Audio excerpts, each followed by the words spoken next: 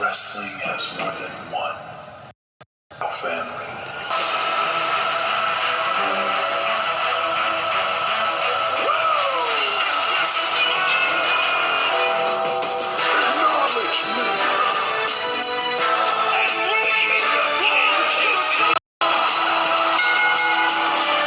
What is up, guys? Welcome back to Wrestling Crossroads. As always, I am one happy dynamic duo Twisted alongside Brother Pyro. What's up, guys? That feels so good to say again. Oh, it feels so good to hear.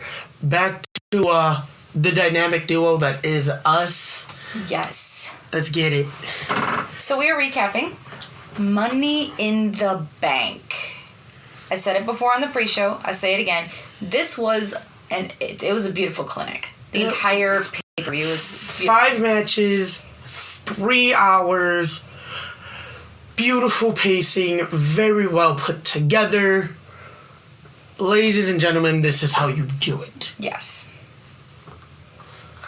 So, since it is your first time back since, the last... Like May? Yeah, since about May. Do you want to take on the first match? Or do you want to take on the second one? I'll let you choose. I will take on match number 1. Match number 1? We open the night, 6 men vying for an opportunity at Glory. Money in the Bank, the men's Money in the Bank briefcase hanging well above the ring as Carmelo Hayes, Andrade, Drew McIntyre, Jey Uso, LA Knight, and Chad Gable.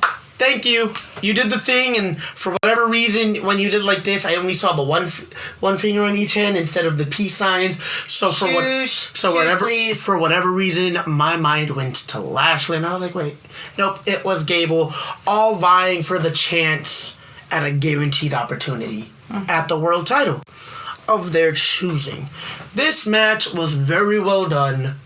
The spots were beautiful. It wasn't over-spotted either. You're right. It wasn't like super spotty, no sell. You told stories within each and every one of these. And the best part is, as many predicted, there was no actual interference, so that made me happy. Any kind, honestly. So that made me happy. Punk didn't come out to cost Drew. The Wyatt Six never revealed themselves to cost Gable. I was a little surprised at that, but he was looking over his shoulder walking. Oh, you could tell he was definitely paranoid. Logan Paul didn't come out to cost LA Knight, which really, that one surprised me more than anything. I mean, it didn't really surprise me. That one didn't surprise me at all. I figured he wasn't going to be there. So, each man had the opportunity, the ample opportunity. Right, like the fact that no matter how you cut this, it was believable. It would have been a believable outcome anyway. Yeah. Because all of these men are so talented and deserving. I agree. Of the honor of being called Mr. Money in the Bank. Unfortunately, to the dismay of all of us, yes, walking out of the opening contest, Mr. Money in the Bank, Drew McIntyre. I think I was the only one that predicted Drew. I believe you are. Aside from, I think, Nope, Desario predicted Mello. Yep, then you were the only one. Hex predicted Mello. I went LA Knight, as did Flash. Cauldron was Jay. That was it. And then I had Drew. Yeah, you were the only one that picked Drew, and you know what? You saw the writing on the wall. I was, my only I wanted to be wrong, and you know how much I wanted to be wrong. My biggest prediction picking LA Knight was because they need to start doing something with him, especially with this feud with Logan. And that's the thing, is they need to focus him on Logan, book the match at SummerSlam, one-on-one. For the title, take the title off Logan. Logan drops the title. He's been a decent champion in terms of representation for the company. You saw my face. You totally saw my face. In terms of representation for the company, he has actually done really well. He's represented the company really well. It's time, though, to pivot from that role and actually give us a champion that's there worth having as champion, and that's LA Knight. Plus, after you've called him off from that main event title picture, this mid-card run would be a very good way to start projecting him back up that ladder. I agree. See, I agree with you on that. I just, my hate and the disdain for how many matches Drew had. I mean, what was it? The match? I was going to say, we looked into world title matches going back to, I think it was Mania, right before I took my hiatus. And we were looking at, I want to say, 13 or more. I believe WrestleMania, we were looking at around 13 for Drew McIntyre. And of those 13, I believe 6 of them were televised. And of those televised matches, I think 4 of them were on main Raw, or were on PLEs. Yes. So, obviously, we were tired of him being pretty much the only consistent factor about the title picture. Yeah. Oh, yeah. No disrespect to Drew. He is a phenomenal athlete, but I think it's time to move on from this story. I think it's time we take him out of the title picture altogether and see where we can put him. Honestly, I wouldn't mind it. We can put there. Take him out for at least 6 months. And if if the fans in the company feel like, alright, maybe we can rope him back in a believable manner. He's been away from this title picture for a while. Maybe it's time if they need it. But right now, it's time to cool him down and put somebody else in his position. Yeah. Time to start giving new opportunities to new people. I agree. I totally agree. Alright, so... Your grade? My grade was a B+, simply because I do not agree with the booking decision of who won. But like I said on the pre-show, the heavy favorite being Jey Uso this year, LA Knight being the favorite last year, and then the year before, which was the year that Theory won. Who was the favorite in that one? I don't even remember, because I barely remember that one. That was like 2 years ago. I barely remember last week. Either way it goes, WWE has proven that just because you are the favorite doesn't mean the shot is yours. I'm actually trying to look and see who we had as our golden person. Or one of the biggest examples of the favorite isn't always the winner. Mm-hmm. The year Lesnar won. That was Mustafa. Mustafa was the heavy favorite. Yes. I could not find. And we got Lesnar as the winner instead. Yeah, last minute. But Beast in the Bank, me and you both agreed was hilarious. Was so entertaining. You have a year to catch this. I have a year? I only have a year? How did you not know this? I've never competed in this. I've never had this. I've never done this. Who told you this was a year? It's in the contract. It's the rule for everybody. Oh, Lord, that segment was beautiful. Oh, my God. All right. Heyman having to explain the rules of this match. Oh, win. This was beautiful. And then the fact that he turned it into a boom. Yeah. I need Party I love Cowboy Lesnar. I need Party Lesnar back. I need Lesnar back in general. I miss Lesnar. I wouldn't mind it. I genuinely wouldn't mind it. Him coming back or him being on? Him being back. I'm not saying put him in the title picture, no, but just back in general. Bring him back as this bad... Dude, you know what? He's already a part-timer. Make him a hired... Hired arsonary? No, mercenary. Not arsonary. I mean... What you can do.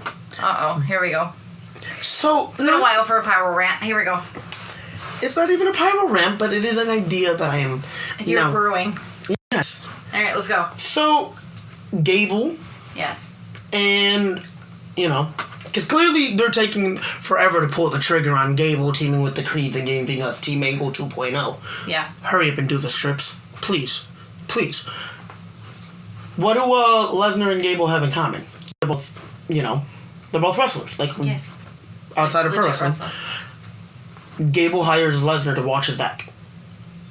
That'd be a thing. Because, the White Six is a thing. Mm-hmm. He doesn't want to be attacked by the White Six, who is the only man on the roster that could believably protect him. Aside from Lesnar?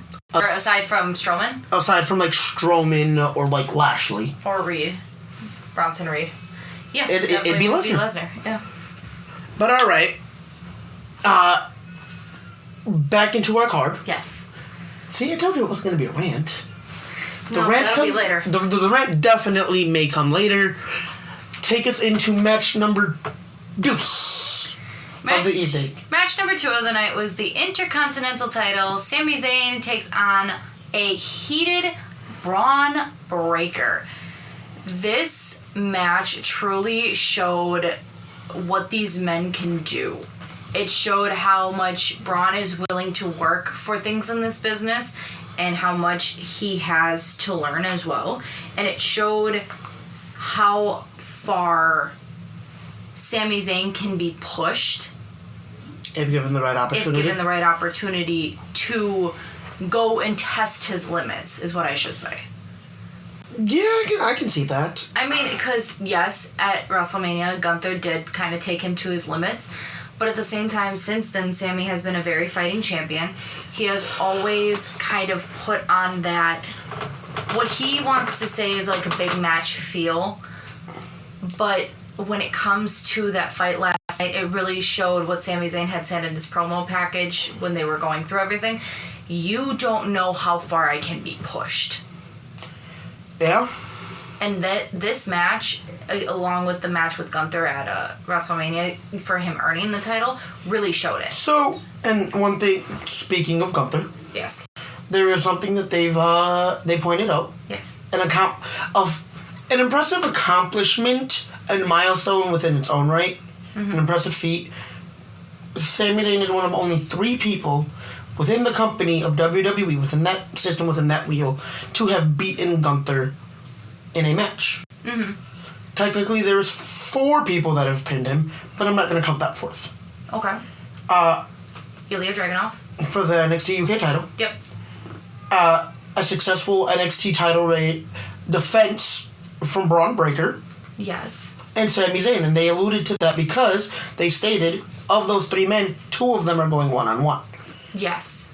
Which is impressive. The 4th man to pin him was Drew McIntyre, Survivor Series. I think it was like 2019-2020 when he eliminated from the match.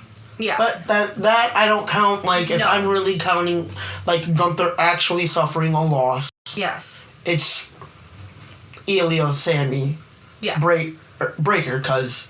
I mean, in all technicality, if you want to say about him suffering a loss in general, then you can up it up to 5, and Chad Gable is the only other one that's given him a loss. Oh, yep. But that was via countout. Yes. So, still a man that has given him a loss. Still, 4 men have actually given him a loss. Yes. 5 men have been able to technically beat him if you want to look at the grand scheme of things. Yes, and 3 have done it via pinfall. And he's been with the company for how long? He hasn't even been there a decade. No. Like, that's the sad part. That's an impressive feat for Gunther. Like, I think, or was it 2017, 2018 is when he came around? Yeah. So he's been with the company maybe 6, maybe 7 years. So, like, dude, you strap this hurry up and strap the rocket to his back. Like, and for everybody that's like, complaining that, him losing to Sami hurt him. No. Dude's the longest reigning IC champion. Mm-hmm. Outlasting Hall of Famer Honky Tonk Man. At impressive 666 days. Impressive feat right there. Yes. And he's now king of the ring. Everybody that's complaining that this hurt him, please reevaluate and relook at his career. It's not like, he went from this top guy to, like, bottom of the barrel, I'm gonna job him out to a bunch of nobodies. He never dropped in the card. No. So we were talking about when he came. He elevated. January 12th, 2019. So at an NXT UK TakeOver Blackpool, Gunther made his WWE debut under the ring name Walter by confronting WWE UK champion Pete Dunne after Dunne's successful title defense. So he's been with the company 5.5 years. Yep. And that makes it even the more impressive. That makes his stacked resume. Mm-hmm. That makes his resume even that much more impressive within the WWE wheel. And this doesn't include pre-WWE accomplishments. No. Like, that, in a 5-year span, look at all longest reigning UK champion. Yes, at 870 days. Before it dissolved. Mm-hmm. Now longest reigning IC champion. He's probably had 2 of the most memorable Mania matches. Yes. In the 2 Manias he's competed in. Only 2. Yep. Because, like, let's be real, how much of Mania 39 do you remember? I can barely remember the last pay-per-view we just had, and that was yesterday, so... That's what I'm saying, but, like, please note to me what you do remember of Mania 39. Mania 39 was main event Cody Roman for number 1. That's number 1, yeah? Well, obviously that match, and Gunther, Sheamus, Drew, but I wasn't a fan of that match either. But it's a match that stood out to you just... Yeah. Like, he hasn't main evented a Mania yet. Yet. Is the key word there. Yet he's made you remember it. He's made you remember what he's done. The only other one that I really remember is Charlotte Rhea, and that's because I was hoping for that rematch between the 2. Yes. And, like, that's the other thing is, think about, like, his takeovers. He made you remember his name. Oh, yeah. When he beat Pete Dunne at TakeOver Chicago. Mm-hmm. He made you remember why he is the ring general. Yes. Going in through all of this. Yeah, definitely. Because it took Ilya 2 times to beat him. Yeah. I want to point out, it took 2 matches. Yep. I know. Now name me standout moments from this year's Mania. Standout matches that you remember from this year's Mania. Main events of night 1 and 2. I personally, the opening bout with Becky Rhea, that was pretty good, and him and Sami. Thank you. You were waiting till I got there. Yes, I was. Because, like, I want to point out, 5 years. Yes. 5.5 years, and that man's resume is already screaming Hall of Fame induction. Okay, we are talking Gunther. He is currently not the IC champion, but that is the match we were initially speaking about. But that's how we got there, okay? Okay, going back into this match, we really got to see Bron Breakker give it his all. He did. He gave it his all. Unfortunately for him, he did fall short. What's really wild about the outcome to that match right now. Yes. Is somehow they have done it. They have made the fans despise Sami Zayn. Well, maybe that's what we need. Because you know what? Like, alright, fans are complaining that, he wasn't getting enough opportunity. Mm-hmm. He gets the opportunity. They're mad that he beat Gunther. He got the opportunity. I do feel like he was the wrong opponent. I'll say you've said it time and time again. He was the wrong opponent for it. But it's not like, and now people are mad that a man that has been doing this for almost 2 decades beat a rookie. Yeah, no. Like, Sami, one of those unfortunate things is, like, no matter how well or poorly you book him, the fans end up turning on him. They will. And it sucks, because this is no disrespect to Sami, because he's an amazing competitor. I think the last time the fans really, really were on his side and really loved him was when he was aligning with the Bloodline. And even then, it wasn't him, they were with the Bloodline. Mm-hmm. I mean... Outside of that one-on-one match with Roman, he really didn't have much. I mean, aside from... Are you feeling juicy? He did have everybody dying. But yes. But that's my point, like, I love being a wrestling fan. But sometimes... To a certain aspect. Oh, no. But, like, sometimes just being a fan and watching how other fans react and interact is rough. It is. It is very rough. Because at this point, like, I get it, not everything is for everybody. You can't make everybody happy. Yeah. But the constant turn. At this point... The constant fickleness. At this point, with how many times Sami Zayn has changed from face to heel, he's going to end up the Big Show. I swear to God. Alright, speaking of the rest of this, Sami Zayn takes on the win. Your grade. C+. And reasoning. I felt it was Breakker's time. Yes. Like this, again, no disrespect to Sami, great competitor, great vet. But you need to start making, if you're going to call him up, and book him the way you have been. You need to make Breakker's talent mean something. You need to make what he's been doing up to this point mean something and make it worthwhile. Okay. Because everything about wrestling is telling a story. Do I feel the story is necessarily done here? No. For him? Absolutely not. But do I feel like this would have been better progress for the story? Yes. All right. Take us into our next match. You did that on purpose. Oh, I specifically did it because I wanted... Either way it goes, I wanted one of the two co-main events. Yeah. So, match number 3 of the night, World Heavyweight title, Seth freaking Rollins challenging El Campeón. Actually, he didn't technically challenge him.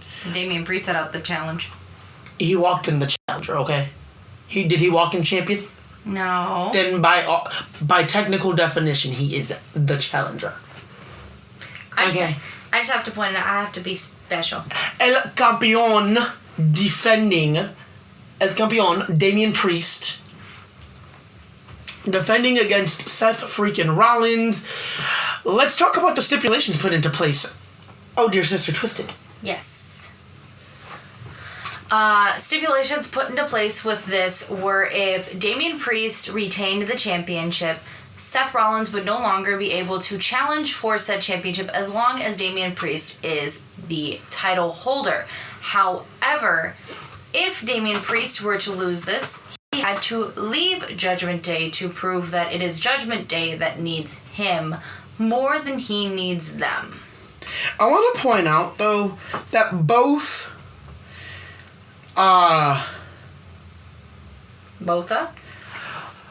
stipulations, sorry, lost my train of thought for like a second, were put out by Seth Rollins himself. Yes. Like, it wasn't Priest saying, oh, you can't challenge me again. No. Rollins was like, if you beat me, I won't challenge you. Mm-hmm. I think that's a good way for Seth to be like, I have absolutely all confidence in myself. I have all confidence in myself. I know that this is the right decision, and I think this is Rollins' way of saying, like... I'm ready, I'm back. I'm ready, I'm back, but I believe in the future of our company. Mm-hmm. Because, like, yes, Priest is up there in age, but you can still build a company around him. You can still build your roster around him. Yes. And I think that's great that not only is it the confidence in himself, but the confidence and support that he has for the future coming in after him. Yes. Because let's be real, Rollins isn't going to be around forever. Shut your mouth. He's been doing this... Well, he's been doing this for a really long time already. I know he has, but shut your mouth. So, eventually he's going to want to at least slow down. I'm not saying he's going to retire soon, but he is going to look at slowing... That man will die in the ring. He's going to slow down. He's going to turn into The Undertaker. That man will die in the ring. That man will not retire until he is forced to retire. So, I love that for him. You can tell the story here in more aspects than one, especially leading into that video package and the backstage segment of Priest telling the rest of Judgment Day, stay in the locker room, do not come out here. I don't want your help. Do not come help me. Leave me alone. Balor's face said it all. Yep. Balor's face and the tone in which he said, you got it, boss. Yeah. Really said everything. Throughout the match, though, you can definitely tell they're waiting and expecting Drew to come out with that briefcase. Yes. At different points, they're calling him out. They're waiting for it. Because they can see it happening because it is Drew McIntyre. Oh, yeah. And he's become one of the most predictable bastards on the roster. Yep. I don't know if this was referee error, Priest error, a combination of a missed cue, a concussion, I don't know what it was. It was bad. It was definitely something that didn't need to happen. That shouldn't have happened. But, I'm going to say it this way. Rollins goes for the pin. Priest fails to fully kick out. Like, you can... He didn't even kick out. If you watch his hand at 2, he starts, like...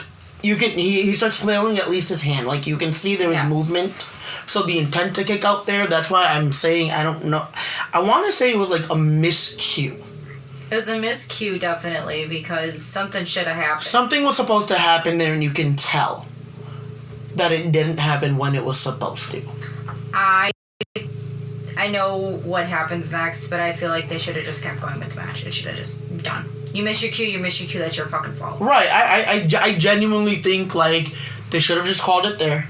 Yep. Let the 3 count happen. And then discussed whatever backstage politics needed to be discussed. After. At the end of the match. Yep. In the back, grab the ref, grab everybody that was supposed to be involved, grab Triple H, and be like, hey, how do we proceed from here? How do we fix this, sir? Because we messed up. So I will say that was a really bad note. And that did affect the first part of my grade. That affected the fans. Oh, yeah, no. Fans are still ranting and raving. Because even the fans... were sitting there. The fans in the crowd are, like, laying into our referee. And poor ref, That was 3. And poor ref, because, like, he was just doing his job. He was doing what he was supposed to do. He was doing what he was instructed to do. Yeah. But, like, the fact that he caught hostility. Like, dude, we're people, mistakes happen. Like, yeah. Wrestling isn't perfect. And anybody that was there or anybody that's been watching for any length of time should know that. Wrestling isn't perfect. Yeah, I know. Hell in a Cell. Fiend versus Rollins. Oh, yeah, referee stoppage. That was just idiotic. Anyway, wrestling isn't perfect. Anyway, so before I go into the second part of this match, I'm going to give the early grade. Early grade? So up until that botch, we were looking at about an A+ show. At an A+ match. Unfortunately, that moment did severely hurt my grade. Okay. I know what I wrote down on the paper. I'm giving it the switch up now. Because of that moment, I have dropped it from an A to about a B-. Okay. Simply because that moment was just too big to ignore that it happened. If it was a smaller match, I could understand overlooking it, but this one was... You had the crowd chanting it, man. Too noticeable. They acknowledged it on commentary. Alright, let's get on with this. This is just gonna irritate me if we keep talking about this part. Going into match 4, technically, I'm gonna let you go ahead and, bring us in. Oh, I was gonna let you have all of it. I feel like this is a tale of 2 matches. I feel like we can split this one. Okay, so obviously the miscue, however you want to say it, was Drew McIntyre coming out with the Money in the Bank briefcase. He then cashes in, which turns this one-on-one match into a triple threat. Tries to take out, Rollins first? Tries to take I believe so. Rollins. That doesn't work for a 2 count. Tries to take out Priest. That doesn't work for a 2 count. And then, to no one's shock and appall, CM Punk arrives and beats the hell out of Drew McIntyre. Ultimately, costing him the Money in the Bank, cash in. Because, Lord Shocker, Damian Priest ends up getting into the ring, and what was it, South of Heaven chokeslam? Yep. Hitting it on Drew McIntyre, picking up the win and retaining his championship. And I will say, Punk, you screwed more than one person in this one. Yeah. It's the fact that Cole didn't even use his character name. Yeah. Cole legit looked at him and was like, Phil, what the hell are you doing? Yep, grabbed the championship, and then once Seth realized on the outside what was going on, it only took Corey Graves having to stop. Corey Graves I love Michael Cole, but there was no way Cole was holding him back. No, and I don't think Corey Graves necessarily held him back, but he definitely their relationship talk him down from doing something extra dumb. But you can definitely tell Rollins isn't happy. No. My thing is with the stipulations that were set in place, and I really need to hear about this on Raw. Yeah. How does the stipulations work because of that cash-in? I think, like we were talking about it last night, I think they're null and void once that cash-in. That's what I'm hoping because for. They were saying this was one-on-one. Damian didn't want Judgment Day there, so Judgment Day wasn't there. But Rollins does have a justifiable cause as to why he should get a rematch post SummerSlam. Yes. Because Rollins got screwed out of this match just as bad, if not worse. Than Drew did. And you can already tell the personal bad blood between Rollins and Punk was there. That's going to affect everything. He doesn't like him. He doesn't even really respect him. He has openly admitted he would rather have Punk stayed completely gone. Yeah. Well, yeah. I mean, I get it. Drew has somewhat of a case, I guess, as well, but not really. Not as big a case as Rollins. Drew can stay where he is. I will say that did help, and I am giving that second half of the match an A. Okay. Because I do think it was well done, it was well executed. Yeah. Again, you furthered a good chunk of story. But then, pertaining into the beginning of the show, you wasted a Money in the Bank cash-in. Yeah, and people are mad about that, which I could see why. I totally agree. You did. You wasted it. You could have easily told more of the story any other type of way with Drew and Punk. Punk comes into the Money in the Bank ladder match, costs Drew. You could have done it any other way aside from screwing up your World Heavyweight Championship match. Because what does that do to the credibility of Damian Priest now? It definitely makes you question it. It looks at it, and we did point this out, that anytime that Judgment Day has gotten involved, Priest has retained. Seth said it when he came back. Anytime Judgment Day has gotten involved, you have retained. Well, he didn't want Judgment Day involved, but guess who got involved? Drew McIntyre. And he retained on Drew McIntyre, not on Seth Rollins, which is the person he wanted to beat because he wanted to prove that he could do that with someone of a higher caliber than himself. It's very unfortunate. It is. All right, next match. Go ahead. Oh, okay. I didn't know how we were doing this. Yep. So I took the original match. You. All right. Have this honor. Next one, we have the Women's Money in the Bank. Io Sky, Chelsea Green, Lyra Valkyria, Tiffany Stratton, Naomi, and Zoe Stark all fight for the right to be crowned Miss Money in the Bank and have a shot at their respective title. Car crash. Totally.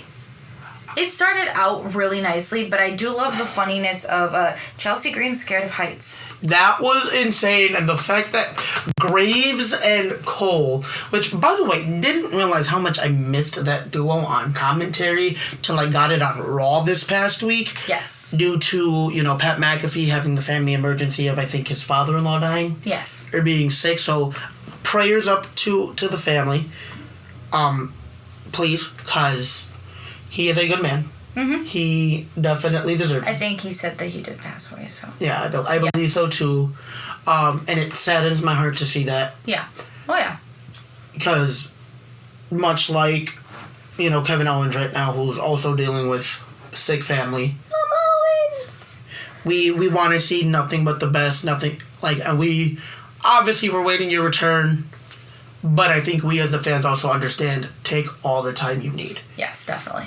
And I think that's the one thing I, again, appreciate about the Triple H era. He understands the importance of... family. You need to be there with your family. This is a job. You're still going to get paid. You're still going to come back. Our show is still going to go on, whether you are here or not. Mm-hmm.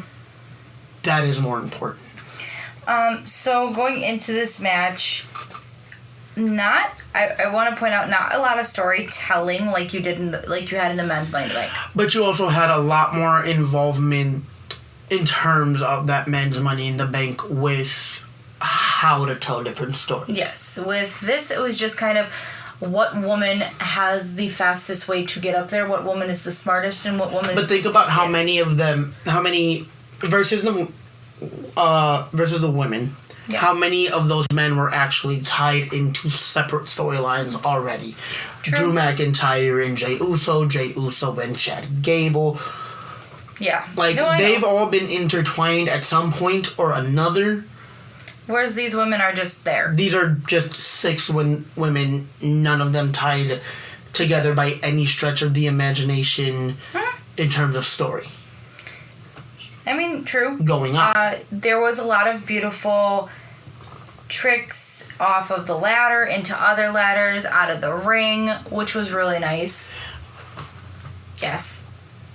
Because you called it a car crash, and as much as we saw the human demolition derby that is a multi-man ladder match, I love Michael Cole's comment on commentary. Yes. I feel sick enjoying this as much as I do. Yeah, I remember that. It was beautiful to see how much these women wanted it. Oh my Whereas God. normally, you have women that are already in feuds, so you have them always going against each other.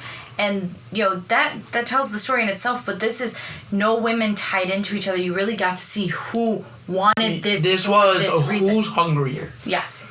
Who is the hungriest competitor? Who wants it the most? Should I talk closing moments? So, closing moments of the match, we have Chelsea Green being a little sneaky and running up the ladder, only to, kind of stop herself because, again, she's afraid of heights. And then the ladder started to move, and she went through 2 tables that were set up on the outside. That momentary hesitation cost her a chance at glory. And who runs up the ladder other than Miss Tiffany Stratton? I was going to say, what time is it? It is Tiffy time. Thank you. Miss Money in the Bank, Tiffany Stratton. And for all you bastards saying, it's time for a failed cash-in already, first off, Women's Money in the Bank is still too fresh. Secondly, this was the most appropriate and correct decision because she is red hot. She has been red hot since NXT. She is absolutely talented and she deserves this freaking moment. So get your head out of your asses and actually appreciate what the hell is going on. Facts. And your grade. Rated T for Tiffany. It was an A+ match. I would say It was an A+ match. You could not have done this match any more perfectly. I agree. Like, it's Baby Crossroads downstairs. Makes sense. I was like, what is that knocking? Nope, Baby Crossroads. That makes a whole heck of a lot of sense. Yes. But yeah, like, dude, the timing was just perfect for her. I agree. Now put the damn title on her. Alright. Now take us into our main event because Lord knows I can talk about the ending. We'll get my there. Annoyance. Okay. But we've talked about this. 6-man tag Bloodline 2.0 represented by Tama Tonga, Jacob Fatu, which revealed by Michael Cole. Yes. WWE actually had to get involved due to his past criminal record and past record of violence. Had to get involved to actually allow him into the country to be there for this match. To be able to actually participate in this match. Beautiful. Which, thankful, because, you know what? I also find it really funny that going into that last promo for the men's Money in the Bank on SmackDown, Drew even looked at Jay, and Jay said it on their kickoff show, "Thank y'all for letting me in," and Drew questioned how he made it across the border. I felt that. It was great. But anyway, and on the opposite side of this match, opposed them, or the Viper Randy Orton, Kevin Owens and your undisputed WWE Universal Champion, Cody Rhodes. Yes. Thoroughly, I enjoyed this match for all of the storytelling aspects that it gave. Yes. And it really was well executed.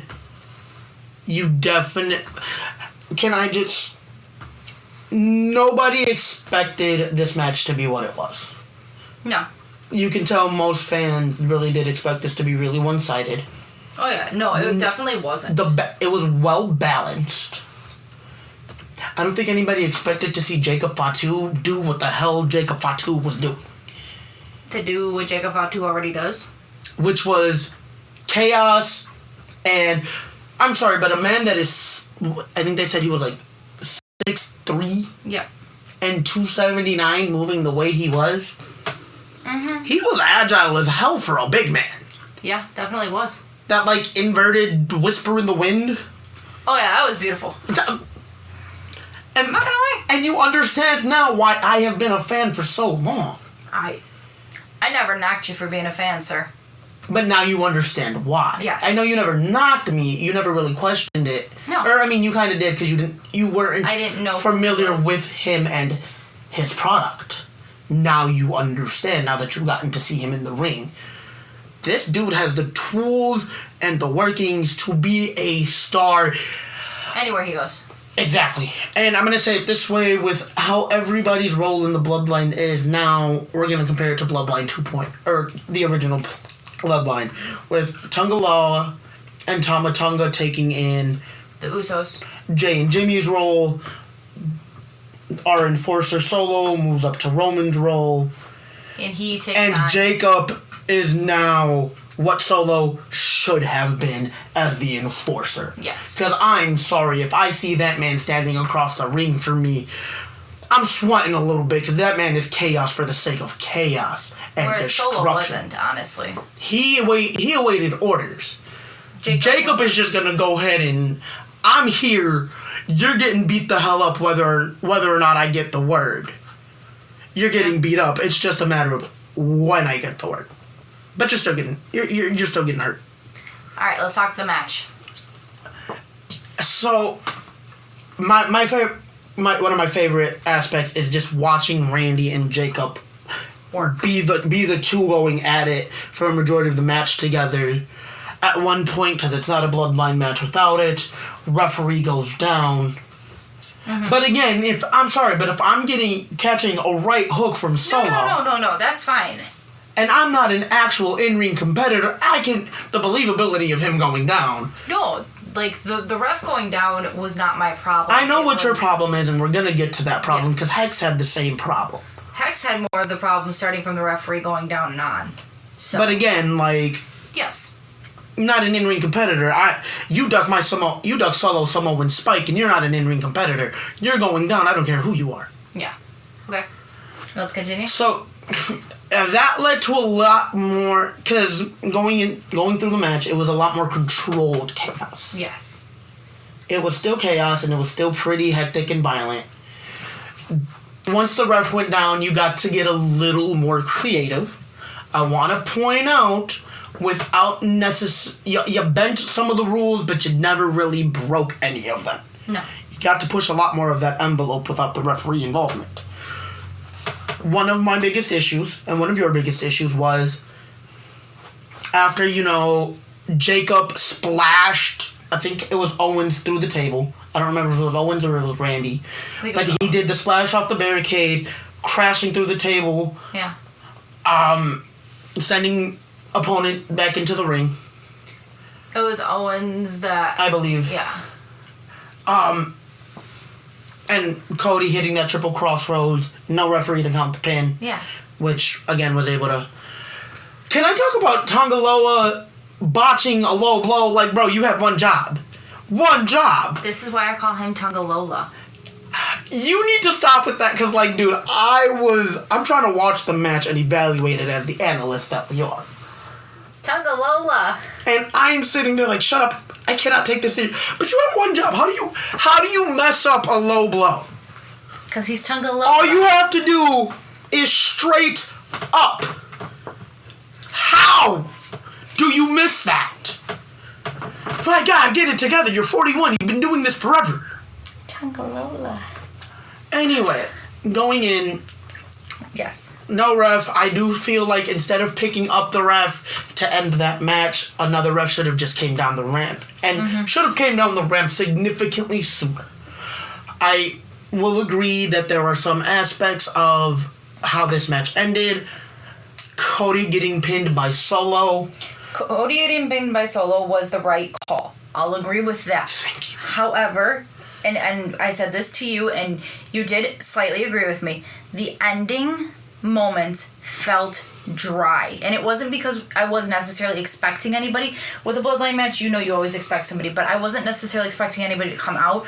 I was expecting a little more as to taking down your undisputed champion other than just the whisper in the wind and then the Samoan spike. I was thinking, the other competitors get up a little bit more, we get more of a scuffle, maybe a ref runs down, but it just felt super dry. I do wish that another ref would have came down instead of them picking up the groggy ref, throwing him back in the ring to count the 3 count. Yeah. I feel like it was a little rushed, which is part of the reason it fell flat. Yeah, that's why it kind of felt dry for me. I think you could have done a little more with that. Mm-hmm. But overall, I think the match ended in the proper manner, for the most part. I will agree with that. As much as others are going to disagree with me. Mm-hmm.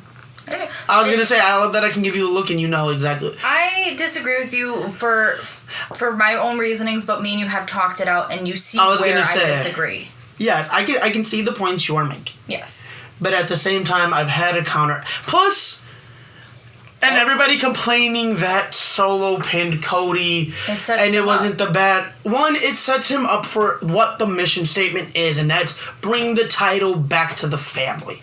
Bring the title back to the bloodline. That is his whole purpose right now. Roman failed us. I must fix everything. I'm sorry, what? But also, this one aspect. Bro was 0-34 going into this match. Yeah. That man has not won a match since Crown Jewel, November 2nd last year, when he dominantly beat Cena and then proceeded to lose 34 matches in a row. That man was due a damn W. Kind of the Theory effect. That man was... Okay, but even then... That was a total Theory effect. I'm gonna agree and disagree at the same time, because Theory didn't have this horrible fall post that. He did. He didn't, though. He didn't go 0-34. No. He just didn't have the crowd support behind him, but then again, he never had that. His matches were more spaced out, but he was on a losing streak for a long time. You don't necessarily see it, but when you look at from the time that he lost at Mania to Cena, he won. To won against Cena, to the next Mania that he was at. Those are two. The difference is night and day. Do not get me wrong. That's why I said I'm going to agree and disagree with you. Yes. It's the fact that you got a little bit more even of a playing field than you did. It wasn't a direct nosedive. Well, Cena did sell him. Theory gradually dropped, where Solo just straight nosedived into the pits. Into the pits of what the hell is going on here. Why is Solo the enforcer losing all these matches? He's supposed to be the muscle and he can't do anything. Nope. Anywho.